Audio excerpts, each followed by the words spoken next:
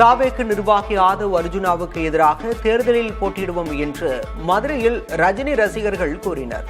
மதுரையில் செய்தியாளர்களை சந்தித்த அவர்கள் தாவேக தலைவர் விஜய்க்கு என்ன கொள்கை இருக்கிறது என்று கேள்வி எழுப்பியதோடு நடிகர் ரஜினிகாந்த் குறித்து கருத்து தெரிவித்த ஆதவ் அர்ஜுனா மீது விஜய் நடவடிக்கை எடுக்க வேண்டும் என்று வலியுறுத்தினர்.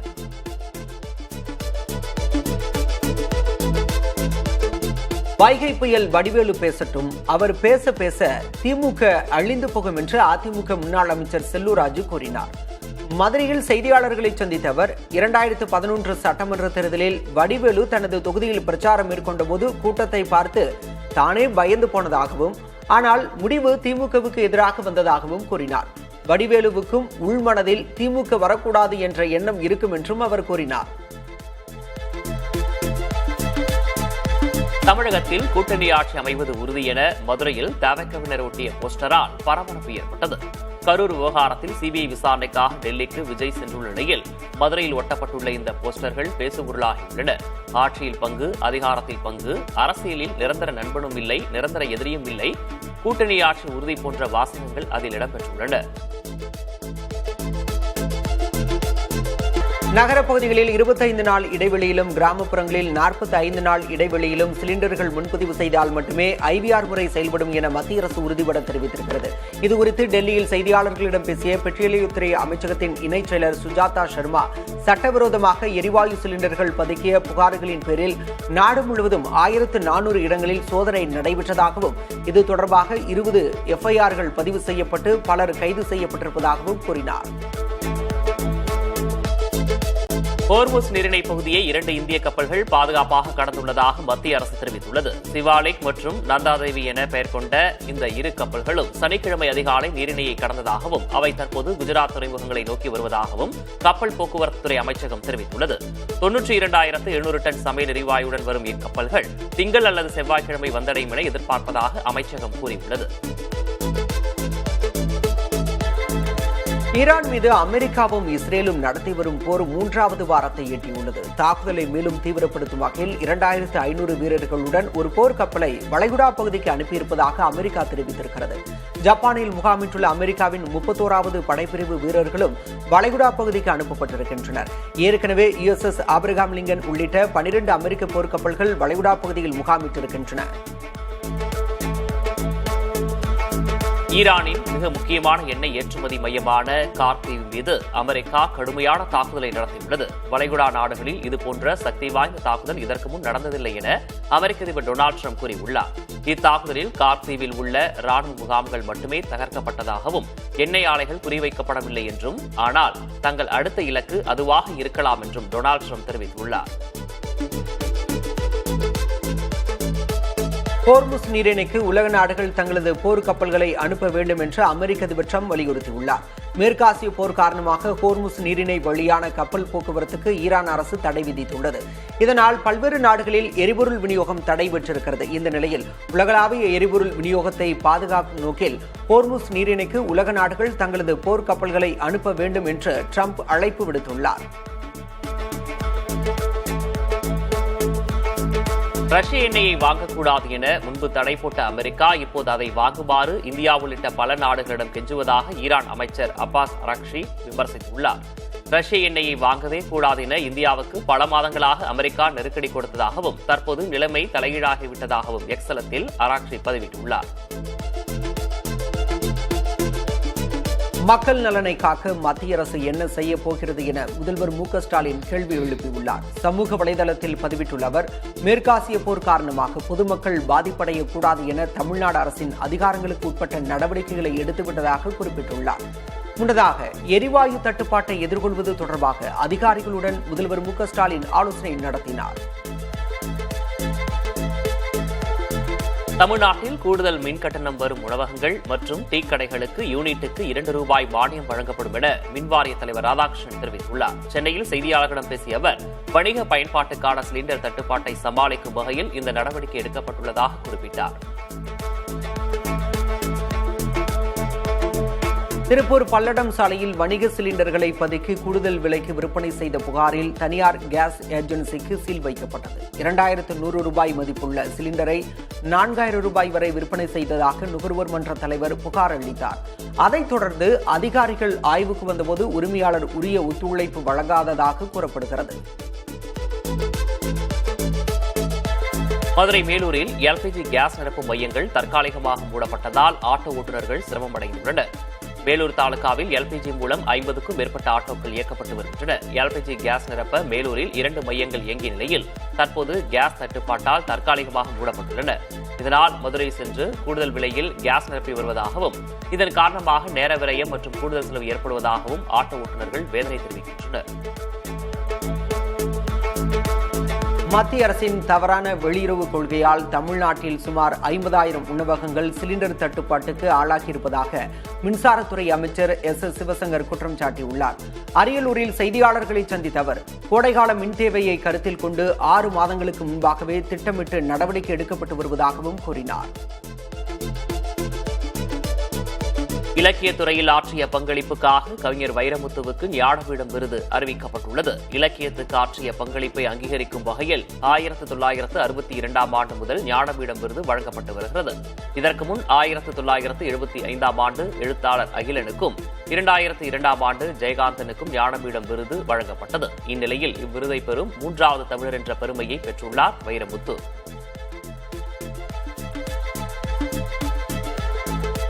ஞானபீடம் விருது அறிவிக்கப்பட்டுள்ள கவிஞர் வைரமுத்துவுக்கு முதல்வர் மு.க.ஸ்டாலின் வாழ்த்து தெரிவித்துள்ளார். சமூக வலைதளத்தில் பதிவிட்டுள்ள அவர், தமிழில் இதுவரை இவ்விருதை அகிலனும் ஜெயகாந்தனும் மட்டுமே பெற்றிருந்ததாகவும், மரபு கவிதைகளிலும் நவீனத்திலும் விளையாடி தமிழ் இலக்கிய உலகில் புதுமைகள் படைத்தாளும் வைரமுத்துவின் கை சேர்ந்து அவரையும் நம்மையும் மகிழ்ச்சி கடலில் ஆழ்த்தியுள்ளதாக குறிப்பிட்டுள்ளார். கவிஞர் வைரமுத்துவுக்கு ஞானபீட விருது அறிவிக்கப்பட்டுள்ள நிலையில் இந்த விருதை மண்ணுக்கும் மக்களுக்கும் காணிக்கையாக்குவதாக அவர் கூறினார். சென்னையில் செய்தியாளர்களை சந்தித்த வைரமுத்து, விருது வரும் சமயம் தனது தாய் தந்தையும் முன்னாள் முதல்வர் கருணாநிதியும் இல்லாதது வருத்தமளிப்பதாக கூறியதோடு, இதை தன்னுடன் கொண்டாட தமிழர்கள் அனைவரும் உறவுடையவர்களாக உள்ளார்கள் என்பது மகிழ்ச்சி அளிப்பதாகவும் கூறினார். காங்கிரஸ் தேமுதிகவுக்கு அதிக தொகுதிகள் ஒதுக்கீடு செய்ய வாய்ப்பு இருக்கும்போது தங்களுக்கு தர முடியாது என்று திமுக சொல்வதில் நியாயமில்லை என மார்க்சிஸ்ட் கம்யூனிஸ்ட் கட்சியின் மாநில செயலர் சண்முகம் தெரிவித்துள்ளார். சென்னை எழும்பூரில் கார்ல் மார்க்ஸ் நினைவு நாளையொட்டி அவரது சிலைக்கு மரியாதை செலுத்தினார். திமுகவுடனான பேச்சுவார்த்தை அதே நிலையில்தான் இருப்பதாகவும், தங்கள் கட்சியின் மாநில நிர்வாக குழு எடுக்கும் முடிவுதான் இறுதியானது எனவும் இந்திய கம்யூனிஸ்ட் மாநில செயலர் வீரபாண்டியன் தெரிவித்திருக்கிறார். சென்னை எழும்பூரில் கார்ல் மார்க்ஸ் நினைவு தினத்தையொட்டி அவரது சிலைக்கு மாலை அணிவித்து மரியாதை செலுத்திய பின்னர் செய்தியாளர்களை சந்தித்த அவர், திமுகவிடம் கூடுதல் தொகுதிகள் கேட்டு தொடர்ந்து பேசி வருவதாக கூறினார். தவேக மாவட்ட செயலர் கூட்டத்தில் பேசப்பட்டது குறித்தும், விஜய் தேசிய ஜனநாயக கூட்டணிக்கு வருகிறார் என்பது குறித்தும் தனக்கு எதுவும் தெரியாது என பாஜக மாநில தலைவர் நைனா நாகேந்திரன் தெரிவித்துள்ளார். சிபிஐ மூலம் விஜய்க்கு மிரட்டல் என்ற குற்றச்சாட்டையும் அவர் மறுத்துள்ளார். கரூர் சம்பவம் தொடர்பான விசாரணைக்காகவே விஜய் டெல்லி செல்வதாகவும் அவர் கூறினார். விஜய் தொடர்பான எனது கருத்தில் எந்த மாற்றமும் இல்லை என பாஜக முன்னாள் மாநில தலைவர் அண்ணாமலை தெரிவித்துள்ளார். கோவையில் செய்தியாளர்களை சந்தித்த அவர், கரூர் சம்பவத்தில் சிபிஐ விசாரணை கேட்டதே தவேகதான் என்றும், விஜய்க்கு பாஜக எந்த நெருக்கடியும் தரவில்லை எனவும் தெரிவித்தார். திமுக கூட்டணியில் சலசலப்பு இருப்பதால் கூட்டணி மாற்றம் ஏற்பட வாய்ப்புள்ளதாக பாஜக முன்னாள் மாநில தலைவர் அண்ணாமலை தெரிவித்துள்ளார். கோவையில் செய்தியாளர்களை சந்தித்த அவர், திருமாவளவன் 5 அல்லது 6 தொகுதிகளுக்கெல்லாம் ஒப்புக்கொள்ள மாட்டார் என்றும், வைகோவை பார்க்கவே கஷ்டமாக உள்ளதாகவும் கூறினார்.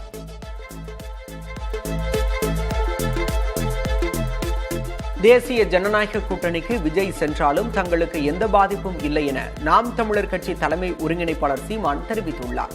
திருச்சி விமான நிலையத்தில் பேட்டியளித்த அவர், பாதிப்புக்கு அஞ்சுகிறவர்கள் போர் வீரனாக இருக்க முடியுமா என வினவினார். எம்ஜிஆர் ஜெயலலிதாவின் நல்லாட்சியை மீண்டும் அமைப்போம் என சூளுரைத்தவர்கள் தற்போது திமுகவுடன் மறைமுக கூட்டணி அமைத்து துரோகம் இழைப்பதாக அமமுக பொதுச் செயலர் டிடிவி தினகரன் சாடியுள்ளார். அக்கட்சியின் 9ஆம் ஆண்டு தொடக்க விழாவை முன்னிட்டு தொண்டர்களுக்கு அவர் எழுதியுள்ள மடலில் திமுகவின் 5 ஆண்டு கால ஊழல் மற்றும் மக்கள் விரோத ஆட்சிக்கு முற்றுப்புள்ளி வைக்க வேண்டிய தருணம் வந்துவிட்டதாக தெரிவித்துள்ளார்.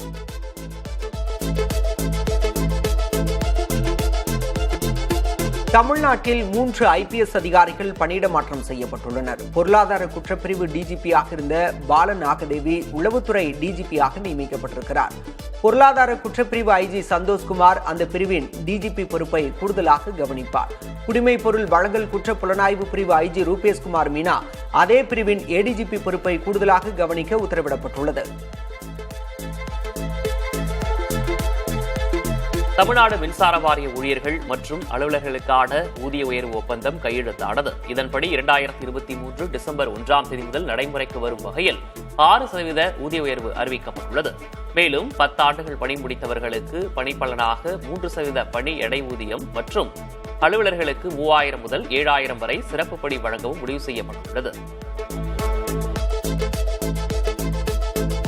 தமிழ்நாட்டில் ஒரு வாரத்திற்கு மழை பெய்யும் என சென்னை வானிலை ஆய்வு மையம் கணித்துள்ளது. தென்னிந்திய பகுதிகளின் மேல் ஒரு வளிமண்டல கீழடுக்கு சுழற்சி நிலவுவதாக தெரிவிக்கப்பட்டுள்ளது. இதனால் வரும் 20ஆம் தேதி வரை தென் தமிழக கடலோர மாவட்டங்களில் மழை பெய்யக்கூடும் என்றும் ஏனைய தமிழ்நாடு, புதுச்சேரி, காரைக்கால் பகுதிகளில் வறண்ட வானிலையே நிலவும் எனவும் கணிக்கப்பட்டுள்ளது.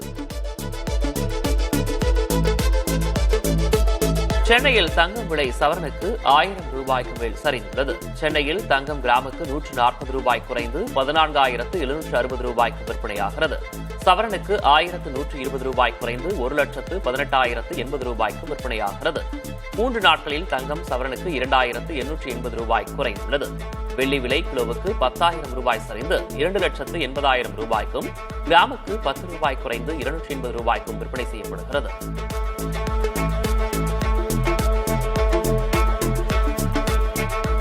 திரிணாமுல் காங்கிரஸ் எவ்வளவு தந்திரம் செய்தாலும் மேற்கு வங்கத்தில் வீசும் மாற்றத்திற்கான புயலை தடுக்க முடியாது என பிரதமர் நரேந்திர மோடி தெரிவித்திருக்கிறார். கொல்கத்தாவில் நடைபெற்ற பாஜக பொதுக்கூட்டத்தில் பேசிய பிரதமர் நரேந்திர மோடி திரிணாமுல் காங்கிரஸ் அரசை கொடுங்கோல் அரசு என வர்ணித்ததுடன் அரசின் நாட்கள் எண்ணப்படுவதாகவும் விமர்சித்தார்.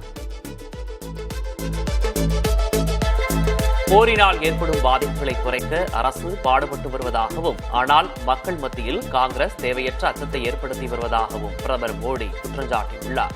அசாம் மாநிலத்தில் பேசிய பிரதமர் மோடி அசாம் வளர்ச்சி குறித்தோ இந்தியாவின் வளர்ச்சி குறித்தோ அவர்களுக்கு எந்த எதிர்கால திட்டமும் இல்லை என்று கூறினார்.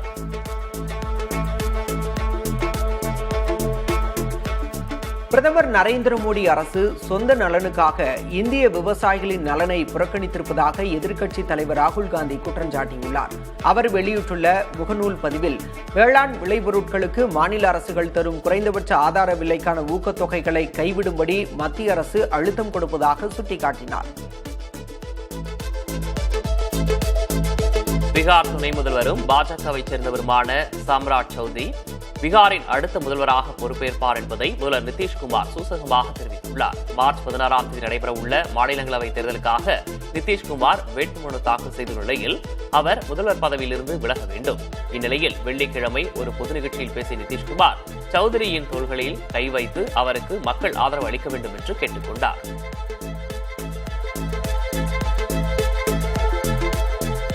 பிரதமர் மோடி கொல்கத்தா வருவதற்கு சற்று முன்பாக திரிணாமுல் காங்கிரஸ் மற்றும் பாஜக தொண்டர்கள் இடையே கடும் மோதல் ஏற்பட்டது. இரு தரப்பினரும் மாறி மாறி கற்களை வீசி தாக்கிக் கொண்டனர். சிலர் கைகலப்பிலும் ஈடுபட்டனர். காவல்துறையினர் தடியடி நடத்தி மோதலை கட்டுக்குள் கொண்டு வந்தனர். தன்னை சிலர் செங்கல்லால் வீசி தாக்கியதால் தானும் தங்கள் கட்சியினர் 50 பேரும் காயமடைந்ததாக மேற்கு வங்க அமைச்சர் சசி பாஞ்சா குற்றம் சாட்டினார். மேற்காசிய போர் சூழலால் விமான எரிபொருள் விலை உயர்ந்துள்ளதால் ஆகாசா ஏர் நிறுவனம் மார்ச் 15 முதல் எரிபொருள் கூடுதல் கட்டணத்தை அமல்படுத்துகிறது. இதன்படி உள்நாட்டு மற்றும் சர்வதேச பயணங்களுக்கு 200 ரூபாய் முதல் 1300 ரூபாய் வரை கூடுதல் கட்டணம் வசூலிக்கப்படும். ஏற்கனவே ஏர் இந்தியா மற்றும் இண்டிகோ போன்ற நிறுவனங்கள் இக்கட்டணத்தை உயர்த்தியுள்ளன. தற்போது ஆகாசா ஏர் நிறுவனமும் இந்த பட்டியலில் இணைந்திருக்கிறது. லடாக் சுற்றுச்சூழல் போராளி சோனம் வாங்சுக் விடுதலை செய்யப்பட்டார். அந்த வகையில் தேசிய பாதுகாப்பு சட்டத்தின் கீழ் விதிக்கப்பட்ட தடுப்பு காவலை மத்திய உள்துறை அமைச்சகம் ரத்து செய்துள்ளது. வாங்சுக் தனது தடுப்பு காவல் காலத்தில் பாதியை அனுபவித்துவிட்டதாக உள்துறை கூறியுள்ளது. இதையடுத்து அவர் ஜோத்பூர் சிறையிலிருந்து விடுதலையாகியுள்ளார். லடாக்கிற்கு மாநில அந்தஸ்து கோரியும் அரசமைப்பின் 6வது அட்டவணையில் லடாக்கை சேர்க்க வலியுறுத்தியும் கடந்த ஆண்டு செப்டம்பரில் வன்முறை வெடித்தது. பஞ்சாபில் பாஜக ஆட்சி அமைந்தால் மதமாற்ற தடை சட்டம் கொண்டுவரப்படும் என மத்திய உள்துறை அமைச்சர் அமித்ஷா கூறியுள்ளார். பஞ்சாப் மாநிலம் மேகாவில் பொதுக்கூட்டம் ஒன்றில் பேசிய அவர் ஆம் ஆத்மி கட்சியும் காங்கிரஸ் கட்சியும் அரசியல் ஆதாயத்திற்காக மதமாற்றத்தை ஊக்குவிப்பதாக விமர்சித்தார். பஞ்சாபில் போதைப்பொருள் புழக்கம் பரவியிருப்பதாகவும் இதை தடுக்க பாஜகவால் மட்டுமே முடியும் என்றும் அமித்ஷா தெரிவித்தார். தமிழ்நாட்டில் கரீப் பருவ நெல் கொள்முதல் இலக்கை 23.50 லட்சம் மெட்ரிக் டன்னிலிருந்து 47.50 லட்சம் மெட்ரிக் டன்னாக நிர்ணயிக்க வேண்டும் என முதல்வர் ஸ்டாலின் வலியுறுத்தியுள்ளார். இது தொடர்பாக பிரதமர் மோடிக்கு முதல்வர் ஸ்டாலின் எழுதியுள்ள கடிதத்தில் 2025-26 ஆண்டின் கரீப் பருவத்தில் 20.50 லட்சம் ஹெக்டேர் பரப்பளவில் நெல் பயிரிடப்பட்டுள்ளது என்றும் மாநிலத்தில் நெல் உற்பத்தி சிறப்புமிக்க நிலையை அடைந்துள்ளது எனவும் குறிப்பிட்டுள்ளார். திருப்பத்தூர் மாவட்டம் பாச்சலில் நடைபெற்ற அரசு நலத்திட்ட உதவிகள் வழங்கும் விழாவில் தமிழக துணை முதல்வர் உதயநிதி ஸ்டாலின் கலந்து கொண்டு 104 கோடி ரூபாய் மதிப்பிலான நலத்திட்ட உதவிகளை வழங்கினார்.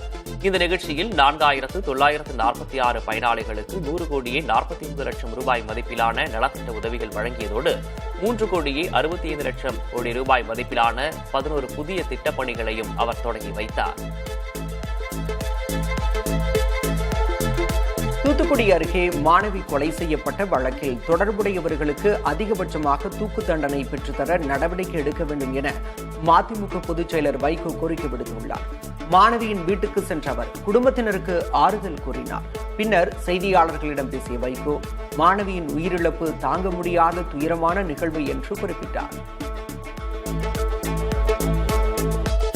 விளாத்திக்குளத்தில் 17 வயது மாணவி பாலியல் வன்கொடுமைக்கு உட்படுத்தப்பட்டதை கண்டித்து அதிமுக தொழில்நுட்ப பிரிவு சார்பில் மதுரையில் கவனஈர்ப்பு போராட்டம் நடைபெற்றது. மதுரை வண்டியூர் தெப்பக்குளம் அருகே ஏராளமானோர் வாயில் கருப்பு துணி கட்டிக்கொண்டு நீதி வேண்டும் என முழக்கமிட்டு கவனஈர்ப்பு போராட்டத்தில் ஈடுபட்டனர்.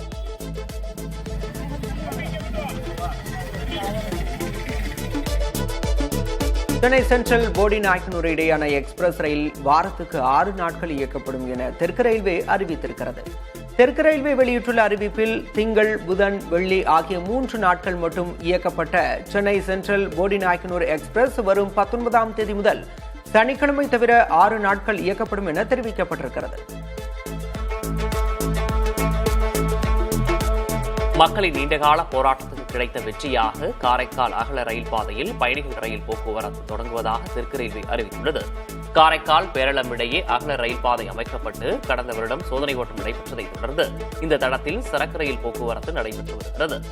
பயணியர் ரயில் போக்குவரத்து தொடங்க வேண்டும் என வலியுறுத்தி பல்வேறு கட்ட போராட்டங்கள் நடைபெற்ற நிலையில் எந்த பலனும் இல்லாமல் இருந்து வந்தது.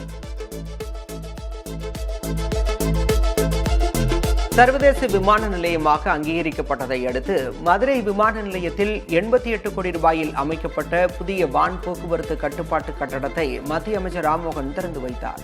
நிகழ்வில் பேசிய அவர் மத்திய அமைச்சரவை கூட்டத்தில் எடுக்கப்பட்ட முடிவை தொடர்ந்து மதுரை விமான நிலையத்தை சர்வதேச விமான நிலையமாக அதிகாரப்பூர்வமாக அறிவிப்பதாக குறிப்பிட்டார். சென்னை ஐஐடியில் நடைபெற்ற புதிய கண்டுபிடிப்புகள் மற்றும் புத்தொழில் நிறுவனங்களின் கண்காட்சி தொடக்க விழாவில் தமிழக பொறுப்பு ஆளுநர் ராஜேந்திர விஸ்வநாத் அர்லேக்கர் கலந்து கொண்டார். நிகழ்ச்சியில் உரையாற்றிய அவர் வளர்ந்த பாரதத்தை உருவாக்குவதில் மாணவர்களின் பங்களிப்பு மிக முக்கியமானது என தெரிவித்தார்.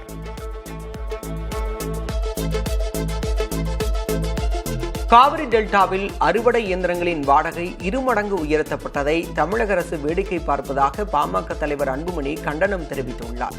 இது தொடர்பாக அறிக்கை வெளியிட்டுள்ள அவர் அறுவடை இயந்திரங்களுக்கான தேவை அதிகரித்துள்ளதால் அதற்கான வாடகை விண்ணை முட்டும் அளவுக்கு உயர்த்தப்பட்டுள்ளதாக குற்றம் சாட்டியுள்ளார்.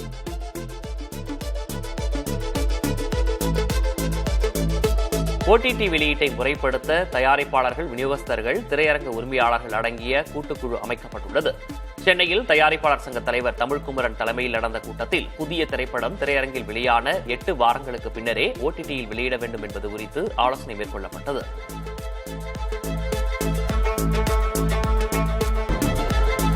சிஎஸ்கே ரசிகர்கள் மற்றும் அதன் பயணத்தை கொண்டாடும் விதமாக வரும் மார்ச் 22ஆம் தேதி சென்னை சேப்பாக்கம் மைதானத்தில் ரோட் 26 எனும் பிரம்மாண்ட விழா நடைபெற உள்ளது. இந்த விழாவில் சுரேஷ் ரெய்னா, மேத்யூ ஹைடன், முரளி விஜய், பத்ரிநாத் போன்ற முன்னாள் நட்சத்திர வீரர்கள் கலந்து கொண்டு தற்போதைய வீரர்களுடன் சிறப்பு போட்டிகளில் விளையாட உள்ளனர். இணையதளங்களில் விற்பனை செய்யப்பட உள்ளன. இதற்கான டிக்கெட்டுகள்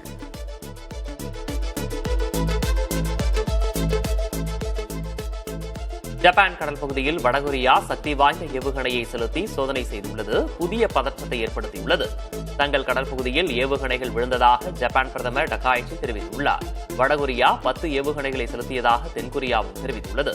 தென்கொரியாவும் அமெரிக்காவும் கூட்டு போர் பயிற்சி செய்து வரும் நிலையில் அதற்கு வடகொரியா கடும் எதிர்ப்பு தெரிவித்து வருகிறது. இன்ஸ்டாகிராம் தனது நேரடி குறுஞ்செய்திகளுக்கான எண்ட்-டு-எண்ட் என்கிரிப்ஷன் வசதியை வரும் மே மாதம் முதல் நிறுத்த உள்ளதாக தெரிவித்திருக்கிறது. மிக குறைந்த பயனர்களே இதை பயன்படுத்துவதால் இந்த முடிவை மெட்டா நிறுவனம் எடுத்திருக்கிறது. பயனர்கள் தங்களின் முக்கியமான உரையாடல்கள் மற்றும் மீடியா கோப்புகளை மே 8ஆம் தேதிக்குள் பதிவிறக்கம் செய்ய அறிவுறுத்தப்பட்டுள்ளது.